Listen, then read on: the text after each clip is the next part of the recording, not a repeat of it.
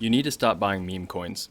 How's it going, everybody? Jay Quazza here, and today I want to talk a little bit about something that I'm heavily invested in, no pun intended, but the stock market and investing in general. I want to talk a little bit about why you need to stop investing into meme coins and also some just general do's and do nots for investing. And I want to talk a little bit about my journey with investing, where it started, how it's going now, and what I'm kind of planning to do for the future. So first things first, let's just talk about the meme coins. And I'm being serious when I'm saying like you probably should stop investing in meme coins if you're doing it at all. And at this point, with all the rug pulls that we've seen lately, like the Haktua coin and other things like that, I'm just surprised people still even believe in meme coins. The reality with a meme coin is that the person that created it really does not have your best interest like 99.9% of the time. And what that person's trying to do is utilize their platform or whoever's buying into the coin to just make themselves rich, right? So let's just get that out of the way. It's time to just stop investing in meme coins. I mean, most of them just never go anywhere, and you're going to end up losing a ton of money along the way. And that's money that you've worked really hard for, probably. So let's utilize that money to make even more money, or at the very, very least, keep it in a bank account. Let's just try to keep our money. Let's not try to lose anything. Now that we got the meme coins out of the way, let's get into some of the do's and don'ts with investing, at least from my perspective. One of the biggest don'ts is don't just buy stock because someone else has it and they tell you it's going to be great and it's going to go to the moon. I did this before, and I can tell you right now from my firsthand experience, it is never really the case, usually.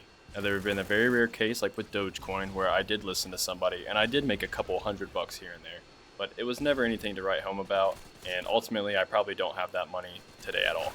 Now that brings us to our first do with investing. I would make sure that you are actually looking into what you're trying to invest in.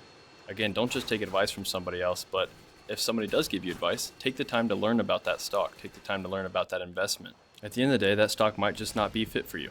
Another big don't in investing is to just make sure you're not investing based off of emotions. When you're using just emotions for investments, it makes it a lot easier to pull out money or to put in money, which gives you a big opportunity to lose a ton of money. So we definitely don't want to ever invest if we're feeling emotional about it. You kind of have to take your emotions out of it. And one of the best ways to take your emotions out of investing is to just do research. Like I was saying, it makes more sense to just do the research, think about it for a little bit, and decide if that investment is actually good for you. And there are two ways I really like to do this. One way is to invest in something long term that I know could be a good, successful investment in the long term. So that way I'm not pulling money out left and right. I don't even think about it. And another way is to invest in something that yields high dividends. That way you're making a little bit of money each month, and you could use those dividends to reinvest into the stock market. A great long-term investment that a lot of people talk about is something like the S&P 500. In its most simple terms, the S&P 500 is like a conglomerate of a ton of different stocks, right? So you have a little bit of money invested in different areas. You're not just invested in Nike or just invested in McDonald's or just invested in Walmart, but you're invested in a lot of different things. So it branches out quite a bit. So the returns aren't super high, but the losses are not super low as well. And over time, the S&P has basically always been up. There's been a couple of times, obviously, we had a pretty tough time in like 2007, 2008. Like a lot of different markets crashed. And if you're around 23, 24, 25 years old watching this video, your parents probably, went through a tough time during that. I know my parents definitely did, but that was the big spike down for that. Just a lot of markets crashed there. But aside from that, you can see that it mostly trends upwards over the past 15 years or so. And since 2014, the S&P has seen an annual average return of around 13 to 14%. So that's really good, over the course of 10 years. So I did some math, and if you would have put in like $2,000, let's say back in 2014, you'd have a little under $6,000. And that might not seem like a lot because it really isn't. You would think over the course of 10 years, it's not that much, but I think the best way to do it is to just slowly compound over time, continue to put money in there, continue to feed the machine, and just let it continue to work for you.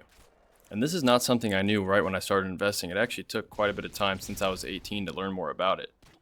When I turned 18, Bitcoin was the popular thing, and then eventually a couple years later, Dogecoin was the popular thing. So I was just putting in increments of money and then taking increments of money out, not knowing that sometimes there's taxes associated with that, not knowing how much taxes are associated with that, and just overall just being kind of done with my investments. And so over time, what I learned is, personally, I'd rather just stick my money in something that's long-term investing for me. I don't really like to play these games with the meme coins or Dogecoin or anything like that anymore, where it's just kind of unpredictable for me. I don't have time really to sit down during the day and take a look at the market a lot. So that's where something like the S&P 500 really just works for me. It's all about preference and kind of what you have time for and what you really want to invest in. I think a good way to look at the stock market too is to understand that if you leave your money in a bank account, it's not competing with inflation at all, right? Inflation happens every year. It's never going to stop happening. It happens every single year. And your money sitting in a bank account doesn't really rise at all. Unless it's in some sort of like high yield savings account, you'll probably really never see it rise much at all. And so what happens is, yes, you saved a lot of money. It's been sitting in your bank account for a couple of years, but it hasn't competed with inflation. So that dollar that you had a couple of years ago isn't worth the same amount of money as it was a couple of years ago. That's just the facts. We're not going to beat inflation with money sitting in our bank account. So what we have to do is turn to things like investments. And obviously there's a lot of different ways to invest, but I personally think investing in a long-term stock is a pretty relatively safe and easy way to do it. But overall, that's my point on investing. Please, again, do not take this as any sort of investing advice. It's just kind of what I do, what's kind of worked for me, and just overall my principles when it comes to investments. I want to see all of you exceed with your money and your investments and beat out these inflation prices because these damn eggs are expensive right now. But anyways, that's it for this video, and I'll see you in the next one.